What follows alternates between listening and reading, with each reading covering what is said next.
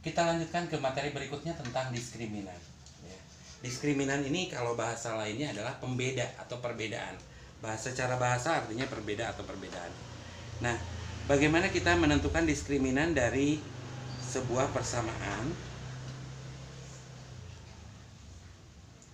Kita lihat contoh ya. Diskriminan ini dirumuskan dengan D sama dengan B kuadrat dikurangi 4AC. B kuadrat dikurangi dengan 4AC. Kita ambil salah satu contoh saja ya. Misalnya kita punya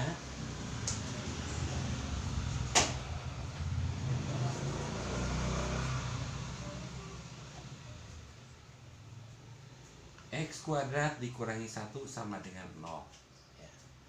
X kuadrat dikurangi 1 sama dengan 0. Dari sini A nya sama dengan 1, B nya sama dengan 0 karena tidak ada, C nya sama dengan negatif 1, sehingga D nya sama dengan, kita masukkan aja langsung, 0 pangkat 2 dikurangi 4 kali 1 kali negatif 1. Jadi sama dengan 0 ditambah 4 ya, sama dengan 4. Diskriminannya sama dengan 4. Kalau kita faktorkan, sekarang kalau kita lihat, kalau kita faktorkan ya, artinya ini diskriminannya lebih besar dari 0. Sekarang kalau kita faktorkan yang ini ya, X kuadrat dikurangi 1 sama dengan 0, kita faktorkan, ini kan plus 1 dan min 1, X1 nya sama dengan 1, X2 nya sama dengan negatif 1.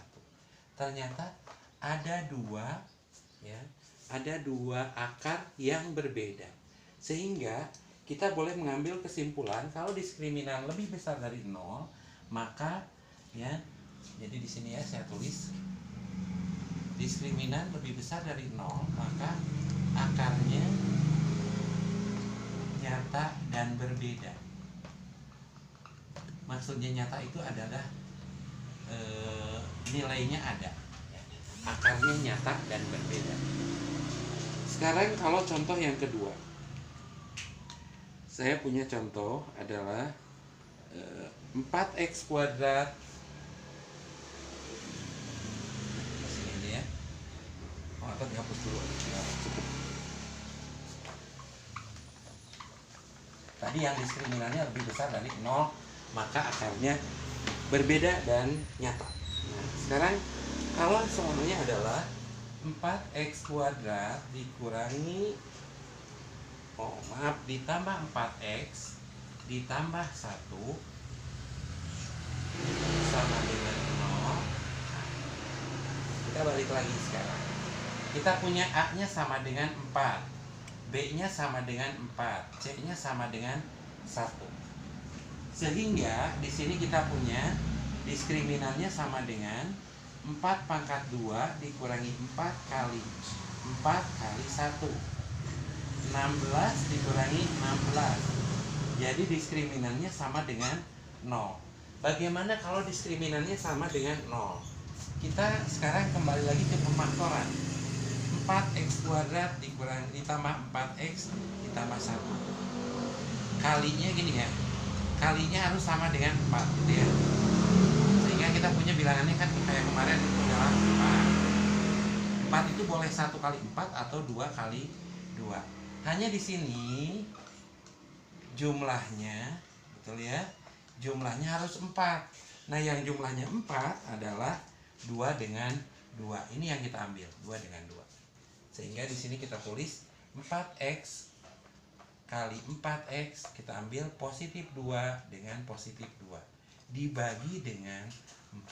Nah, kebetulan ini tidak bisa dibagi 4, ini tidak bisa dibagi 4, hanya bisa dibagi 2, ini bisa dibagi 2. Sehingga kita rubah jadi 4x tambah 2, 4x tambah 2 dibagi, saya tulis 2 kali 2 sama dengan 0. Sehingga ini bisa dicoret. Yang ini dicoret dibagi 2, hasilnya adalah 2x tambah 1, hasilnya dibagi 2. Yang sebelah kanan kita bisa mencoretnya juga, ya, bisa mencoretnya dengan hasilnya adalah 2x tambah 1 sama dengan 0.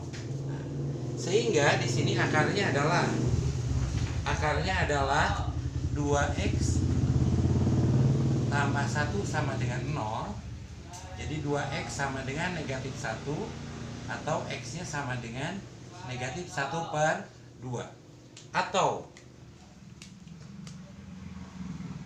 2x tambah 1 sama dengan 0, 2x sama dengan negatif 1, x sama dengan negatif 1/2.